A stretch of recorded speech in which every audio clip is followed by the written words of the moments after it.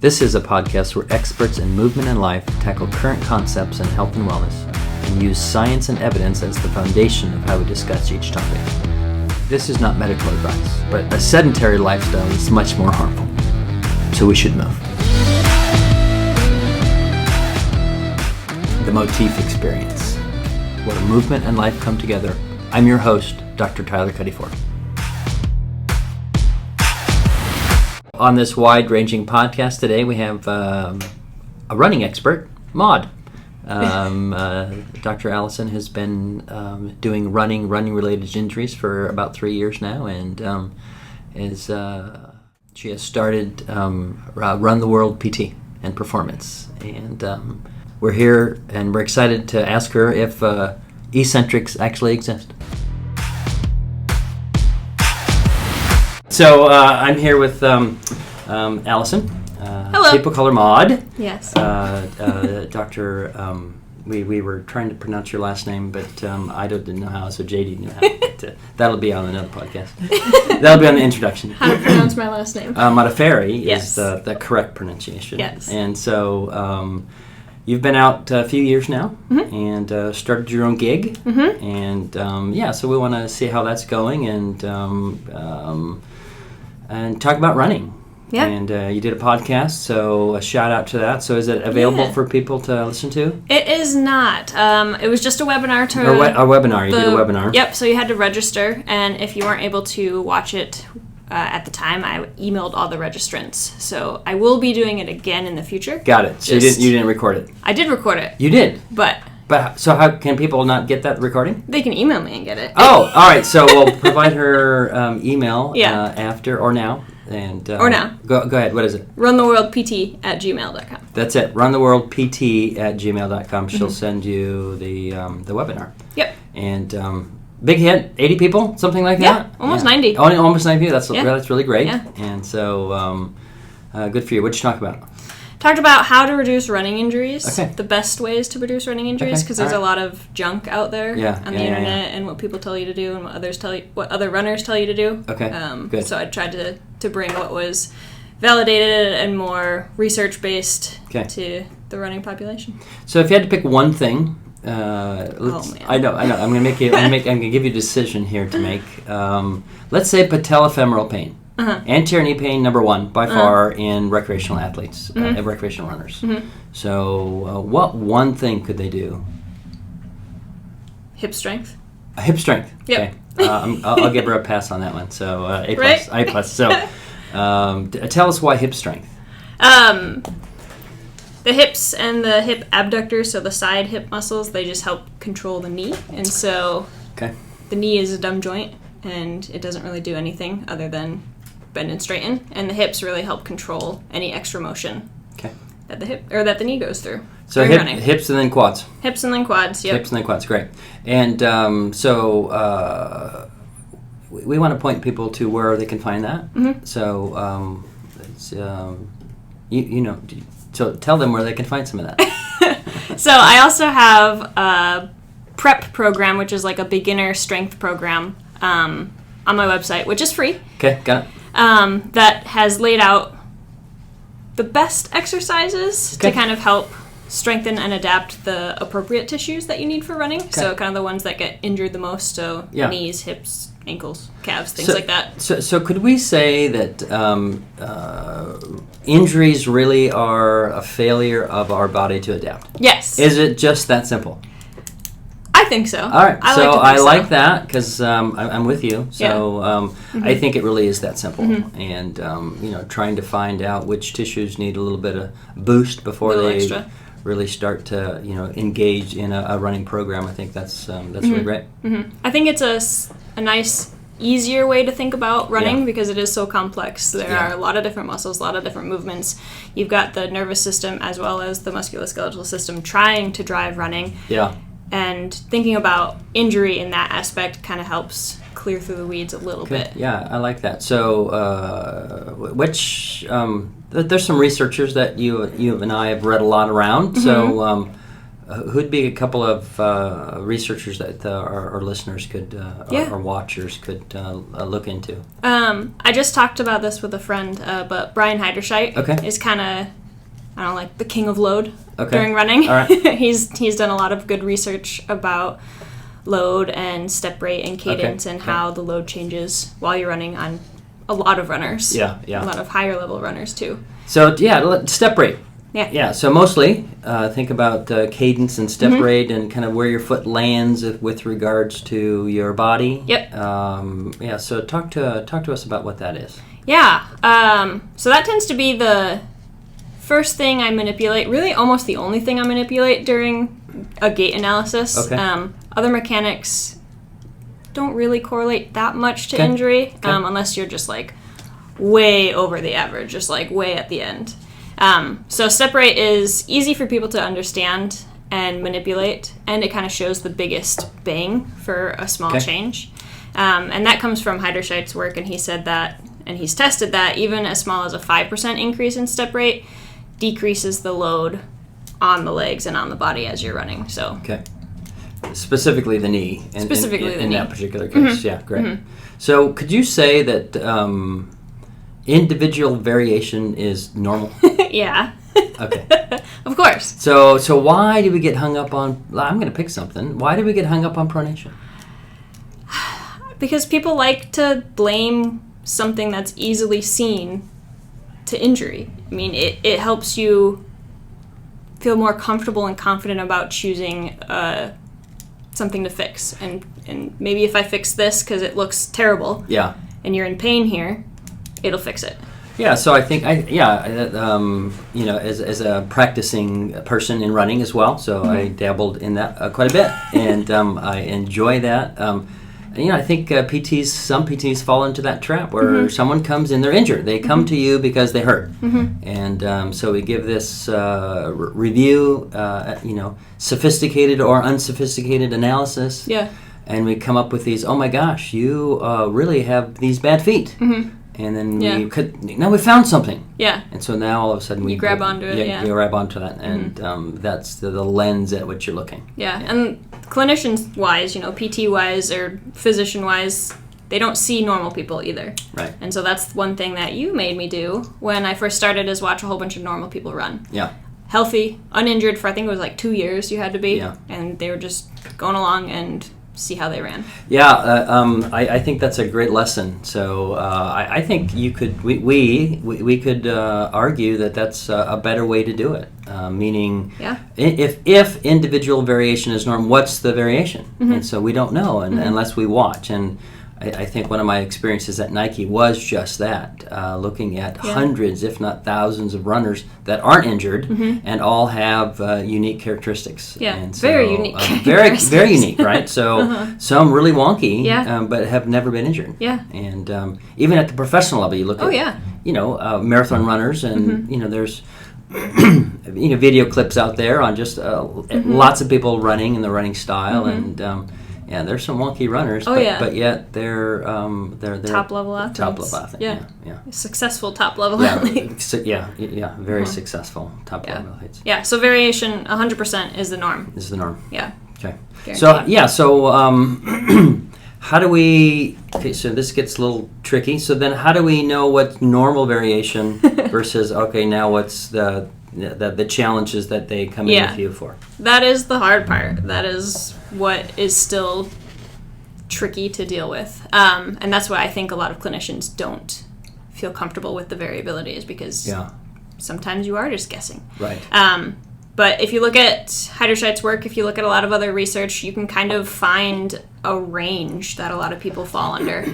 And then with that range, you can look at a whole bunch of other different things. You can look at their muscle strength, you can look at dynamic tests, you can look at their range of motion, you can look at static tests and see is there one thing that kind of pops up in each different test, and then maybe that is more important rather than just one specific thing in one little test. Got it. So you take advantage of doing a lot of different tests and then making sure that story is being told correctly by taking information from these other tests and then applying that to the problem that you're trying to figure out. Yeah, makes my evals really long and tiring, but I think it gives me and the runner the biggest, most complete picture of what's going on when they're running. Yeah, great. So who's been your hardest runner? Do you have one popping up in your head? I don't know. Okay. Oh, maybe my husband. Okay. Well, that's not fair because he never did what you asked. He didn't. So, right. We're not throwing Larry under the bus. Larry, we love you. You're like amazing, and you've helped us a ton. Yeah. So there we go. That's true. He didn't do what I said. Right. So yeah. I don't know. If people do what I say, they generally get better. Okay. Yeah. Great. Yeah. All right. So I'll lob this at you. Sorry. And don't be sorry. So why do you think that is? So meaning, is it... That's a good question. I know. So patient-reported outcomes, they come in for a problem, you've given them this idea of where kind of to work. Is that more the magic bullet or not? I could get on board with that. If you give someone... a wider range to work within, I think they're going to be more successful than if you tell someone you have to do 3 sets of 10 of these specific squats and you have to do them every single day. They're likely going to fail if you tell them they have these strict guidelines. Got it. So that could be definitely a reason why. And they're going to be more comfortable finding out that, the way my arms move isn't really going to cause me injury, or the way my head bobs back and forth isn't really going to do anything negative to me, so they might feel more comfortable going out for that run, more confident as well. Yeah. And that confidence really comes through in how they feel about themselves and how they feel about their performance. So do you think, because we as PTs, we're trained in movement experts, we can... put somebody on a treadmill, maybe do the iPhone, the iPhone 6 and above. That's 200 and some frames a second. So we can have some confidence with the iPad. You don't have to get a sophisticated $1,000 camera anymore. And so we see them and we can pick them apart because we can pick these things up that aren't, let's say, ideal. Right. What do you think? What does that do to a runner? Oh, it beats them down. If you think about, you're sitting there, you came to someone for help, and all they do is point out what's wrong and what you're doing wrong and why it could be better. Yeah. And that just pushes you into the ground. So you've seen that? Oh, yeah. Yeah. I don't do that. Right. Because I've been that person. I was told not to run by a physician, that maybe you just should stop. Right. That's not a right answer. You can't tell someone that when they're coming to you for help asking... Why can't I run? Right. You can't just say, no, maybe you shouldn't run. For you. Yeah. I'm going to agree with you on that one. It's it's amazing how fragile that it's not. It's just us as people. So and there's information in the psychology literature that points you could get 100 positive accolade responses. And one negative. The one negative you'll remember, and not the 5 or 100 positive. And so I think that's true. I think we can pick apart runners too much. Oh, yeah. And then messes with their ability to perform. Yeah. I think it gets in their head. And runners in particular are pretty mentally driven anyway. You have to have some sort of that to be able to go out and run a marathon or go out and run for hours on end, because it's not always comfortable. It's not easy. So I've been running since my first long distance run, 3 miles, I'll say that. So, because I sprinted in high school and college, and then I was in PT school in 1989. So I've been running since 1989, trying to be consistent with running, and, I've done some marathons and did an Ironman, so, so I'm not new to running. Yeah, you've done a lot of good stuff. I don't like it. Right. So I can count on one hand how many times I've had this runner's high. Yeah. I don't know. So I really appreciate those that can just bear down, and no matter what, the mental toughness that runners have, and the ability for them to do their work it marvels to me, because I have to work so hard at it because I do not like it. Yeah. And so that's fascinating to me. I have a newer friend raced with Pre and Oregon a scholarship back in that day, and even to this day he's 2 hours a day, 1 to 2 hours a day every day except Sunday. That's crazy. It's crazy. Yeah. And so even as runners, that's crazy. I know. And but that's just it's just part of, I think, the real runners. That's kind of who they really are. Yeah. Do you feel like learning about running through PT school and then Nike and then now, do you feel like that has made running easier for you because you don't have all these constraints? Oh, I like that. So, so I was skeptical of footwear. Mm-hmm. Still am, meaning I don't know that there's the right shoe for the right person. Right. I think people have this belief, amongst runners and recreational runners, about the type of footwear that's good for them, and we should do a podcast on that. Just footwear. I think that would be great. Our producer JD is like going. She's going. Just let's do it right now. Yeah. No, we should do that. I'd love to talk to you about that and on a next one, and then. Because I worked in footwear for 7 years, selling shoes, right, learning about shoes. Yeah, right. Portland Running Company, and what else? New Balance in Michigan. Oh, in Michigan, that's right. From. Yeah. So it's interesting. The only shoe that I really felt like was it made me feel different, and it was U2. Right? Yeah. It was this guy right here. Yeah. Right. It's so drastically different than any other shoe. So this particular shoe, of course, had been outlawed, and because of the carbon fiber plate in there, the newest version doesn't have. It's legal now, but when I would do a run, and maybe this would be I don't run very much in these because I'm not really a 4-foot runner. Yeah. It's really made for 4-foot, and the heel's kind of wonky for a heel foot runner or a heel striker. Mine actually.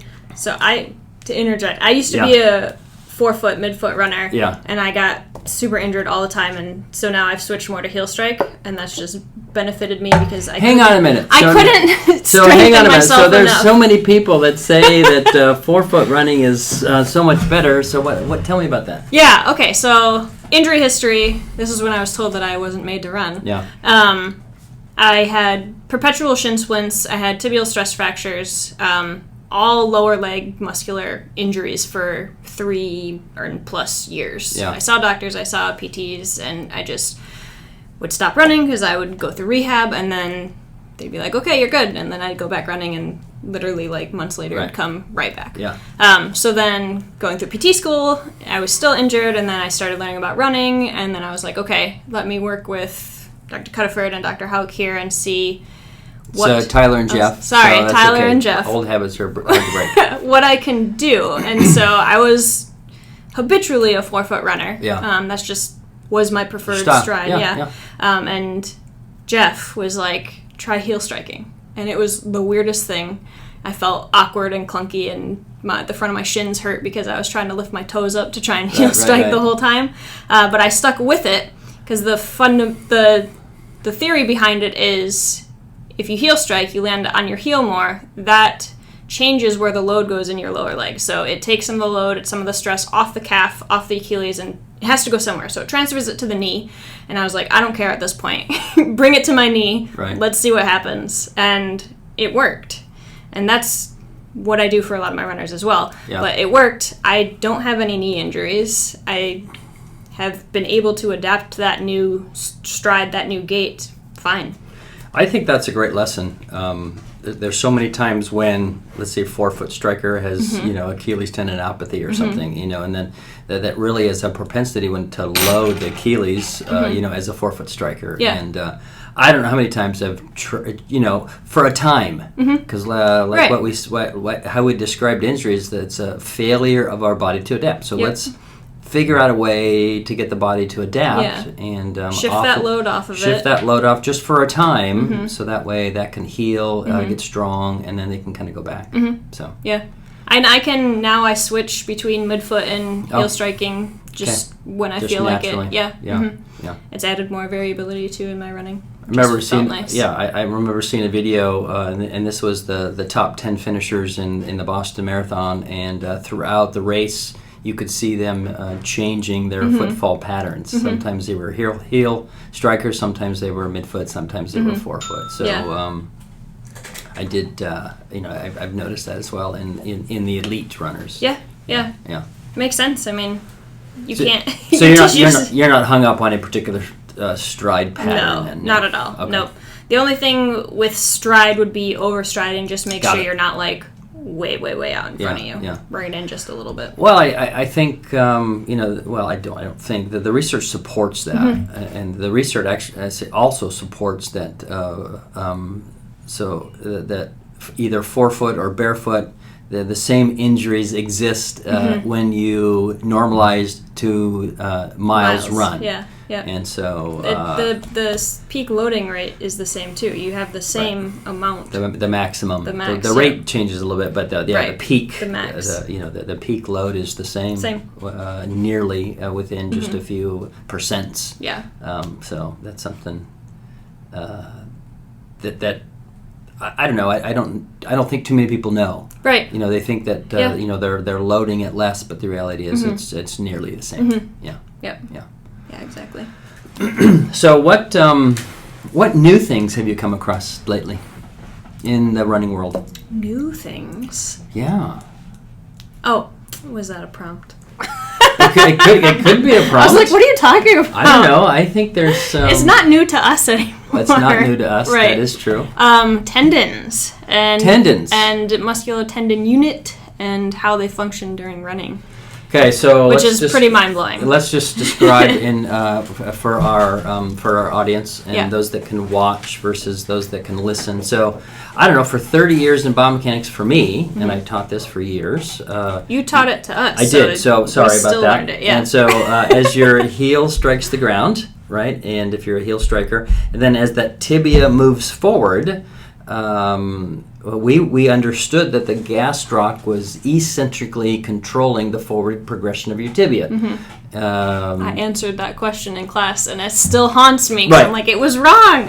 So, in some respects, eccentrics may not exist in dynamic activities like you and I once thought. Yeah. Is that true? In dynamic activities, yeah. I would lean more towards that they don't exist. So there's some key papers that you and I have both read, and we're noodling around some ideas. We've done a ton of experiments in the lab, and thinking and looking about how we can model or demonstrate if this actually is true. So tell us about some of the research. Yeah. So a lot of the tendons a lot of the papers focus on the Achilles tendon and the calf and gastroc complex. Yeah. And so we've kind of narrowed in on that just because it seems like the easiest to replicate too, in my opinion. Yeah.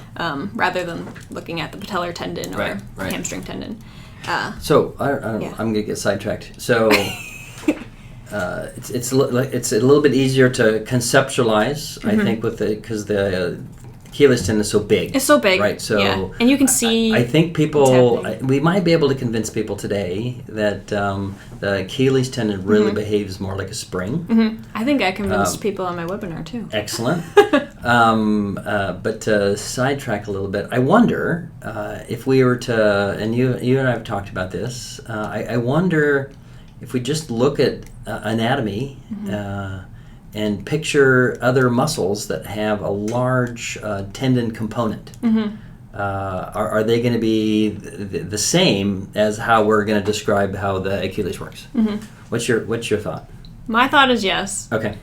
So stay tuned, because I'm going to say yes as well. Yeah. I think we're going to find out that the behavior of muscle tendon is much different than we pictured in a dynamic activity. Even walking. I mean, people don't often associate walking as dynamic, but with relation to the Achilles tendon, it is the same. So as for running. for our audience, so people have done these high level studies, right? So PANDY is a name that leads the world really in some of this research. So if I were to ask you, and you're going to know the answer, so I hope I know the answer. Yeah, I hope you know. So if we were to look at how much. So let's go back to the walking example. So as your heel strikes the ground, there is lengthening that happens, right? So it's clear that you're stretching your calf, if you will, as you walk or run. And so there's clear lengthening that happens in the complex, in the muscle tendon unit stretches. Yep. So and we can pick a number. It stretches significantly. Yeah. So of that motion of this, the lengthening that happens and lengthening that happens in the tendon unit, how much comes from the tendon versus how much comes from the muscle? 10% from the tendon. Oh my God. 10% from the muscle. So for those listening, or 90%. 90% of the relative motion that comes out of the system is as a result of the tendon behavior. Yep, lengthening. And not the muscle. Yeah. So of the muscle as it shortens, is there a point in the articles that you've read? Yeah. So is there a point at which the muscle lengthens?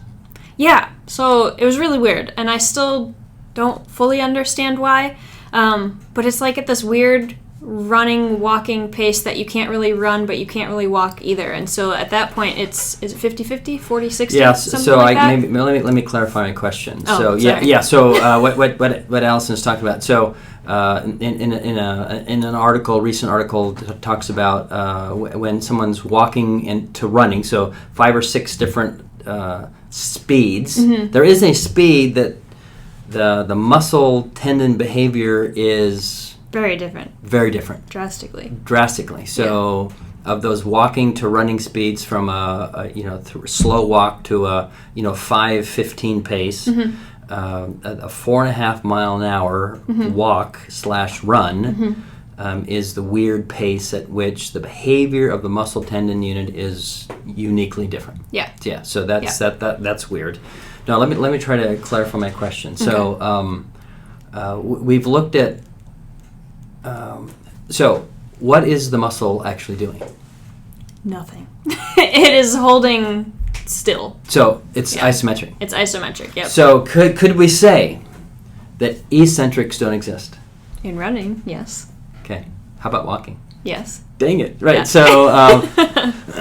So, and we're doing our own experiments here, and of course we're looking to publish that. So I'm not a big fan of just if it's not published. But some of the initial findings we're replicating what's already in the literature around muscle length changes as well as tendon length changes, so that it's consistent with that for sure. We're also interested in stiffness. Yep. So Alison and I are noodling around what that means. So why are we interested in stiffness? Especially with the Achilles tendon, there's a lot of tendon issues with running and with jumping and things like that, and with an injured tendon or a pathological tendon, you get decreased stiffness or increased compliance. And that leads to less stiffness and less ability to transfer that load and produce energy. Yeah, so if you think of it as a system, so the research is pretty clear, at least in the sonography literature, that it does look like a pathological tendon is more compliant. Yep. So as an energy system, that would be bad. So yeah, I'm with you on that. Yeah. So what is our body measuring? Stiffness, right? So this is the fun part. Is if you look at what's in our muscle and what's in our tendon, the things that are the things that the body cares about is stiffness, force course. And change in length. Which mathematically is stiffness. Yeah. And so I think that's going to be something interesting that we're going to continue to design experiments around and figure out if there's differences in tendon stiffness and those with Achilles tendinopathy or compared to those that aren't injured. Mm-hmm. And even an uninjured runner, do we have the possibility to increase the stiffness there to make their running better, to make it more efficient? I love it. So you kind of look at programs that we put people on. We're trying to load them up and modify their system so that it's more stiff. I think you're right. Yeah. Thoughts. So so how are you loading people? I'm a big believer of the power bands. Okay, so like the big long power pull-up bands. assisted band things, really heavy resistant ones. So let's noodle around that a little bit. So in all the cases that we've seen so far in the literature and then in our own experiments in the lab, the muscle is behaving isometrically. Yep. But yet we put people on programs that aren't isometric. Right. Okay. So why? So talk to us about that. Yeah. So that's just what we were taught in school and what everyone else does, and that's kind of what people fall back to. Whereas if you look at the muscles and the tendons and how they function during running, it's more of that isometric and that tendon is lengthening instead. Why not try to develop a program that mimics that? So then those muscles and your body can get stronger in that aspect. And we kind of developed the best way at home to do that without having a squat rack or 1,000 pounds can't not being able to breathe with a weight vest on your chest. 140-pound weight vest. We've tried that, so that's harder than you would imagine. Yeah. So the power bands were kind of the best idea we've had that people can do at home. Yeah. And can do it pretty easily with minimal equipment. And what that does is increase or provides enough load to the body for the muscles and the tendons to act like they do in running. So isometric muscle contraction, tendon lengthening, and shortening. So you're really you're strengthening the tendon. So and the muscle in the way that it's I love functioning. That. Right, I love that because at once, I think people believe that the tendon was just a rope. Right. Because you said the knee was dumb. I think some people think the tendons are dumb. Yeah. But I think in hindsight, or not in hindsight, as we think more about programs, we think more about actually how the muscle tendon unit functions, in a dynamic activity. Maybe we should be focused on the tendon. Yeah. A lot of injuries are at the tendon level. Genius, right? So Achilles tendinopathy, patellar tendinopathy, bicipital tendinopathy. I don't deal with the arms. I don't deal with the arms. I don't either, but you still see them in the arms, right? So lateral epicondylitis. I mean, the list goes on and on, right? Hamstring, So I wonder, and this is just some ideas as we try to push the profession forward. If we focused more on the tendon, would we be better at injury prevention? Yeah, it's possible. Yeah. It's kind of my theory. Okay. Yeah, and I like to mix, because a lot of runners aren't necessarily super strong either. Right. So I do load, regular lifting exercises, regular weights, but focusing more on that heavier, more rest time rather than 3 sets of 15, 4 sets of 15 that people used to think that runners could do. It's like 4 sets of 8, 4 sets of 6, something that's super heavy, pretty difficult for them. And then in conjunction with the more highly loaded plyometric type activities. Right. Very interesting. So running doesn't get you strong. So why is that? I like to use your body knows how much work it has to do, essentially, and so it's going to do, the bare minimum to get you to be able to run. Okay. And kind of just stay there. And a lot of times that's not going to be enough for what you need for running.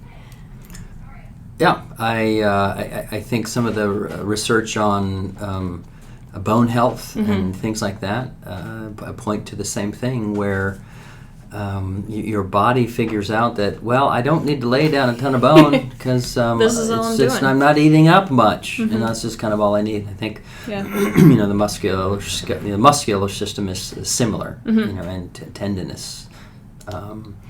It's smart. It's not going to do extra work. So one of the papers, I don't know, that was formational for me, and I'm going to butcher his name, Armpatzis, Armpatzis.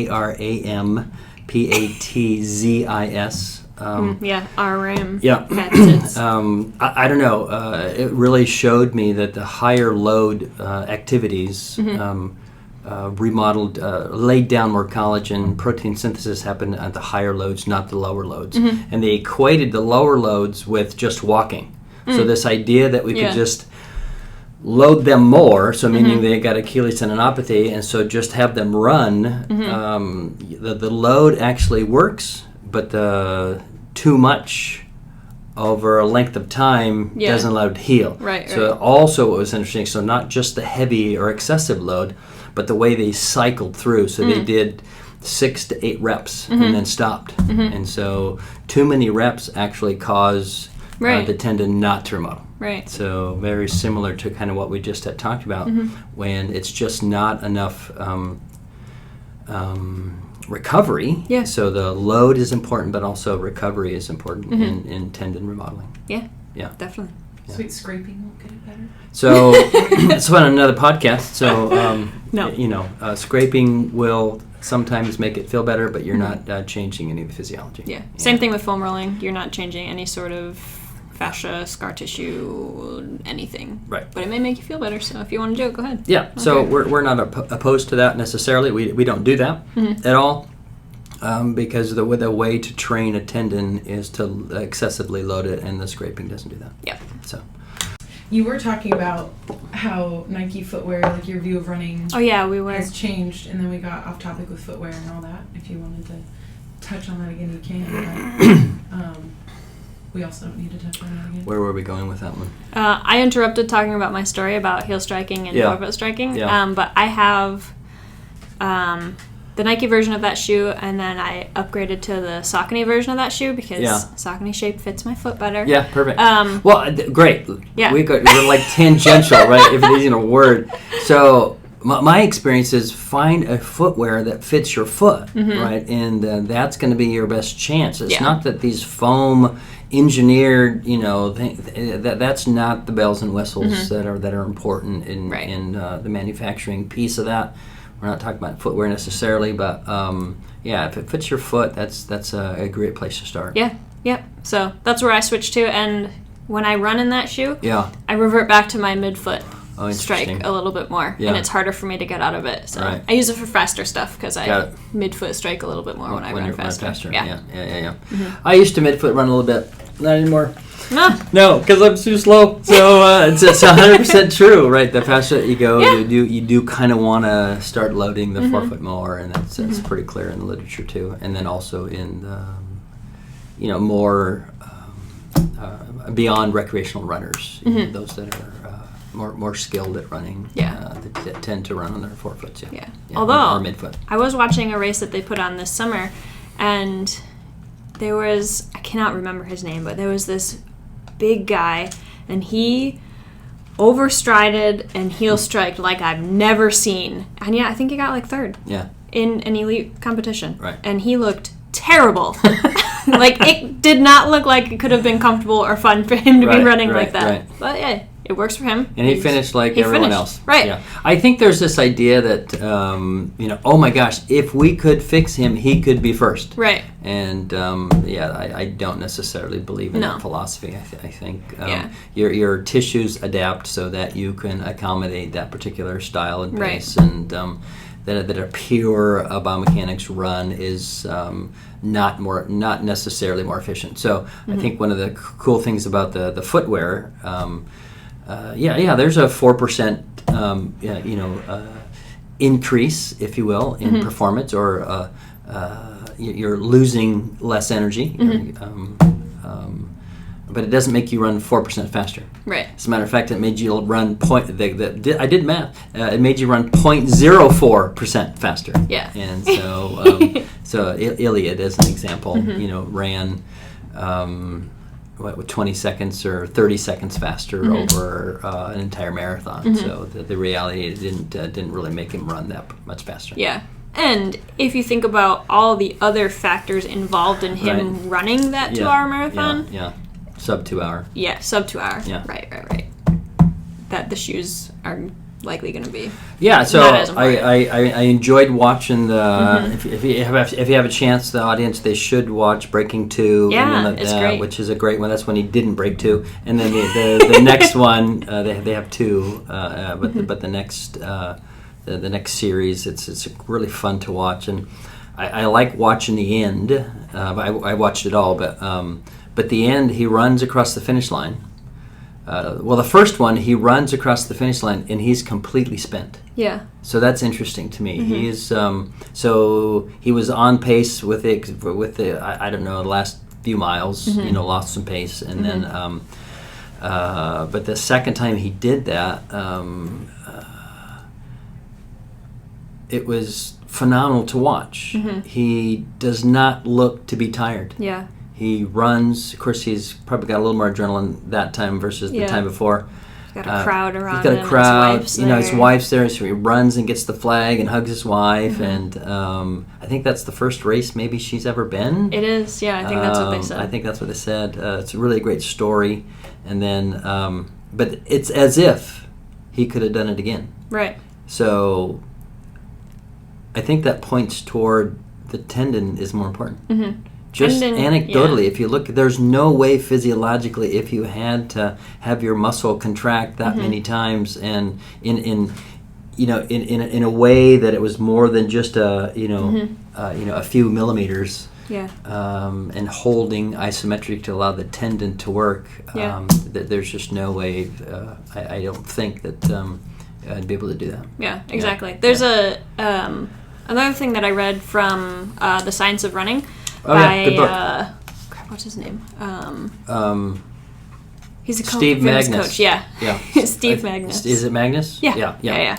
And he had written in there that if your tendon didn't function in a way that we're describing here, so stretching and releasing, you would be something like 30 to 40% less efficient with the VO2 max test. And that because the tendon acts the way it does, you are that much more efficient. I like those numbers. I guess as you say that, I'm gonna I don't know how you would test that. Right. We could noodle around that a little bit. It'd be more modeling. Yeah. But I would guess it'd be more than that. I would guess it'd be more than 30%, only because the amount of muscle behavior, it's so minimal compared to how much tendon stretches. Right. The muscle shortens just a little bit. More so, the tendon is doing all the work. Well, think about this. I mean, if you think about someone doing, double leg heel raises versus someone hopping on 2 feet. Yeah. Who can do it longer? Right. Yeah. So normal for a single leg heel rise or double.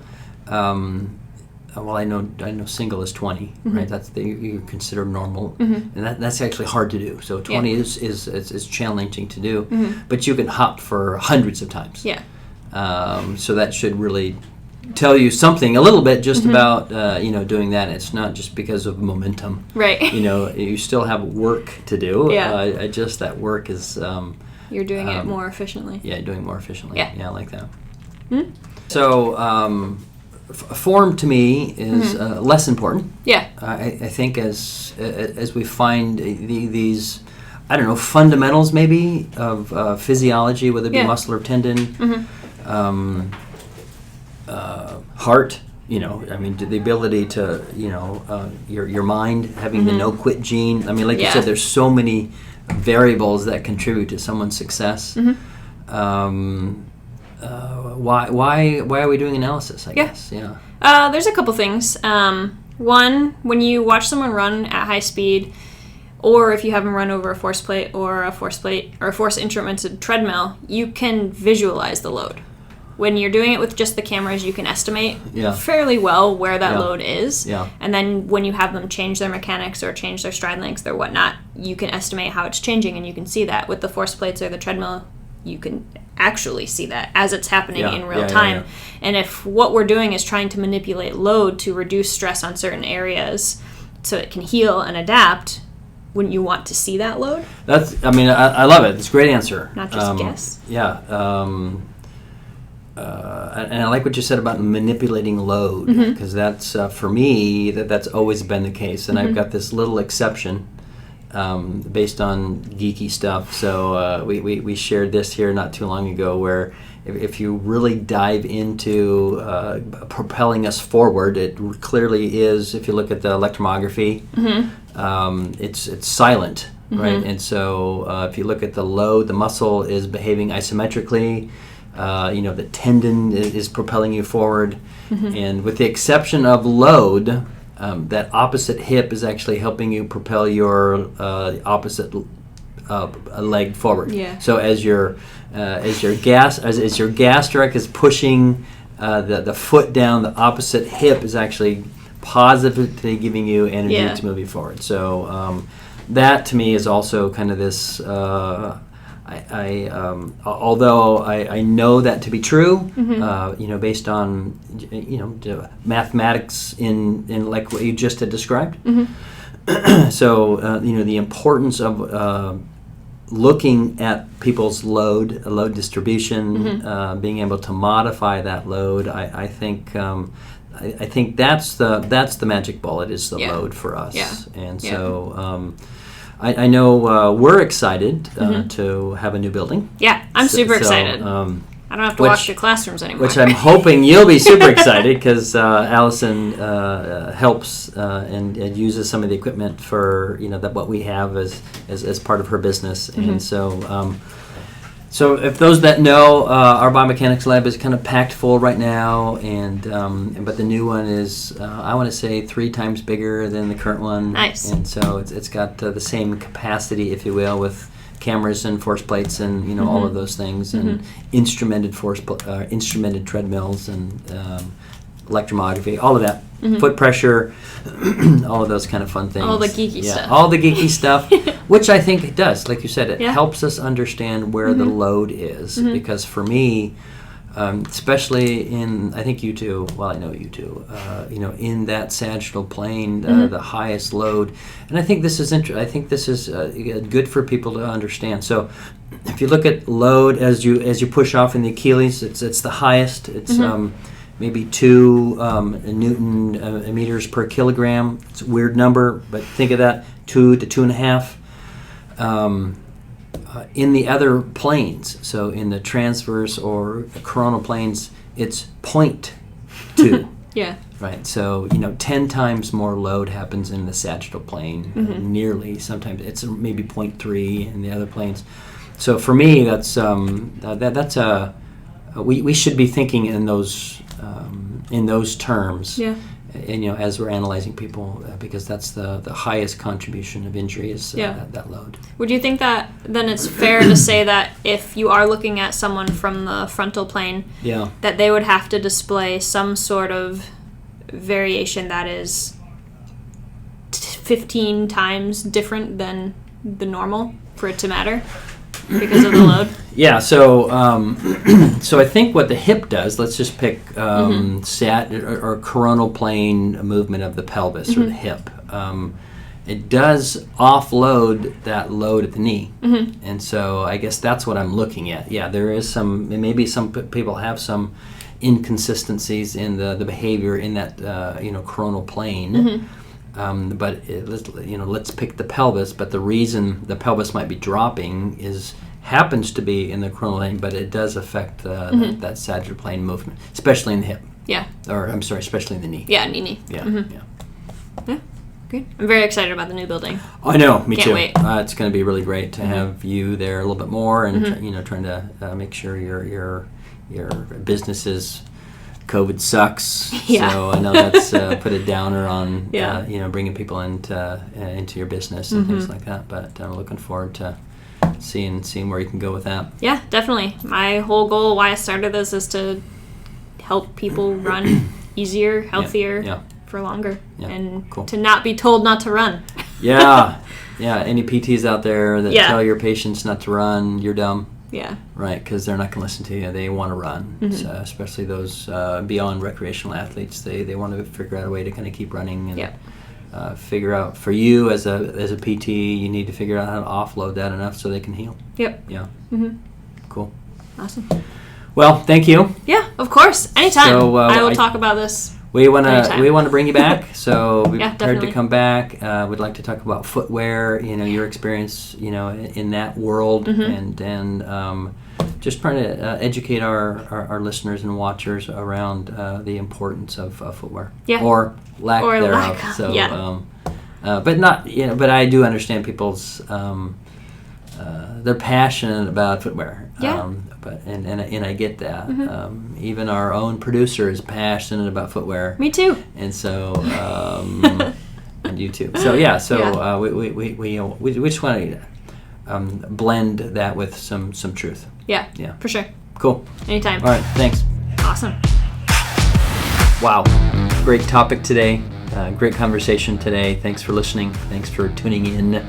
And just make sure you're connecting with us in some way, whether it would be, liking or subscribing.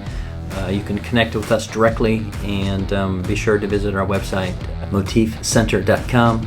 And if you want to be featured in our Q&A, send us a question. We'll be happy to answer that in our Q&A session, and let us know where you're coming from.